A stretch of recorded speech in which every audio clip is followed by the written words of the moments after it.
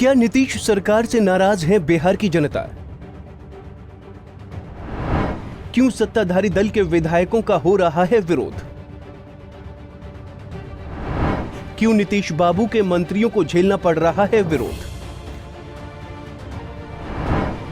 15 साल के नीतीश बाबू के शासन से ऊब चुकी है जनता। क्या नीतीश कुमार पर चिराग के दावों में है दम? चिराग ने पीएम नरेंद्र मोदी को चुनाव से पहले किया है आगाह।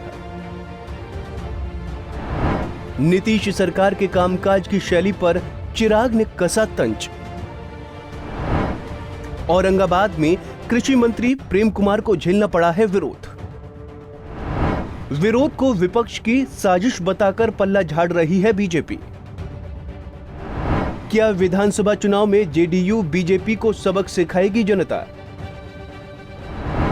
क्या आम जनता के गुस्से को वोट में बदल पाएंगे तेजस्वी यादव?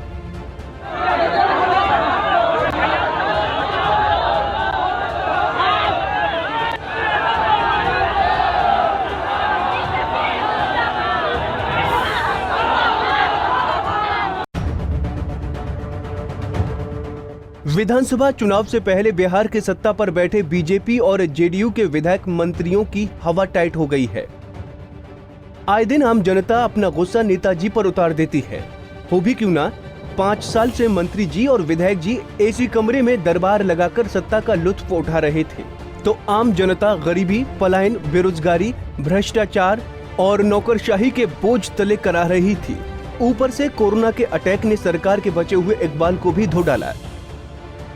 कोसी, मिथिला और सीमांचल के लोगों ने तो हर साल आने वाली बाढ़ को जैसे अपनी जिंदगी का हिस्सा ही मान लिया है। हर साल आने वाली बाढ़ को रोकने के लिए नीतीश सरकार के खजाने से कितना पैसा पानी में बह गया, इसका तो अनुमान ही लगाना बहुत मुश्किल है। इसलिए न्याय के साथ विकास के नीतीश बाबू के नारे का असर जनता में घटा है। यही वजह है कि गाहे बगाहे बिहार सरकार के माननीय विधायक जी और माननीय मंत्री जी पर जनता अपना गुस्सा उतार देती है। इस बार जनता के कोप का शिकार बने हैं बिहार के कृषि मंत्री प्रेम कुमार। जनता का मन टटोलने और मोदी मैजिक का असर देखने जमीन पर उतरे प्रेम कुमार की खुद ही जमीन खिसक गई। औरंगाबाद के गोह के बीजेपी विधायक मनोज शर्मा के साथ दौरे पर गए कृषि मंत्री प्रेम कुमार का जनता ने जमकर विरोध किया।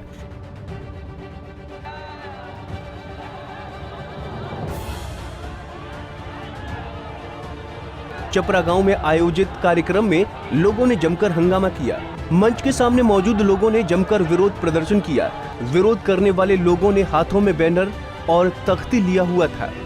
वहीं मंच पर पहुंचने के बाद कृषि मंत्री प्रेम कुमार ने गुस्साई भीड़ को शांत करने की काफी कोशिश की थी, लेकिन मौके पर मौजूद लोगों ने सरकार विरोधी नारेबाजी को कम नहीं किया। वहीं इस विरोध के बारे में 2 तरह की बातें सामने आ रही हैं। विरोधी पक्ष जनता के गुस्से को नीतीश सरकार के लिए खतरे की घंटी बता रहा है। वहीं प्रेम कुमार का दावा है कि विरोध करने वाले या तो आरजेडी के समर्थक थे या आरजेडी के ही कार्यकर्ता थे। साफ है कि प्रेम कुमार ये दिखाना चाहते हैं कि सरकार विरोधी नारेबाजी विपक्ष की सोची समझी साजिश की वजह से किया गया है।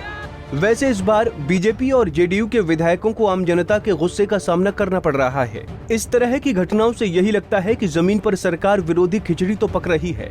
इसी बात की तरफ लोजपा के राष्ट्रीय अध्यक्ष चिराग पासवान भी इशारा कर चुके हैं। प्रधानमंत्री नरेंद्र मोदी को लिखी चिट्ठी में चिराग ने ये बताने की कोशिश की है कि आम जनता नीतीश सरकार से नाराज है और चुनावी नतीजे पर इसका असर पड़ेगा। औरंगाबाद की इस घटना से भी लगता है कि चिराग के दावों में दम तो जरूर है। बीजेपी कोटे से मंत्री प्रेम कुमार का दावा है कि आरजेडी के समर्थकों ने हंगामा किया, लेकिन इस जनसभा में ज्यादातर लोग विरोध करते नजर आ रहे हैं। ऐसे में ये सवाल तो बनता ही है कि क्या जनसभा में बीजेपी के समर्थक नदारद थे, क्योंकि बीजेपी और जेडीयू के समर्थन में इक्का दुक्का लोग ही नजर आए। ऐसे में ये अनुमान क्यों न लगाया जाए कि एनडीए समर्थकों में पहले वाला उत्साह नहीं है।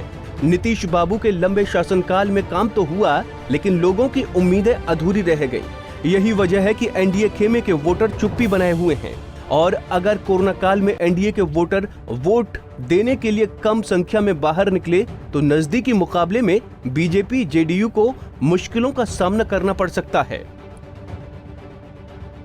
नीतीश सरकार के लंबे शासनकाल को लेकर हर जाति के वोटरों में सरकार विरोधी गुस्सा तो मौजूद है, लेकिन इस गुस्से को विपक्ष अपने पक्ष में कितना भुना पाएगा, ये तो आने वाले वक्त में चुनावी नतीजों से ही पता चल पाएगा।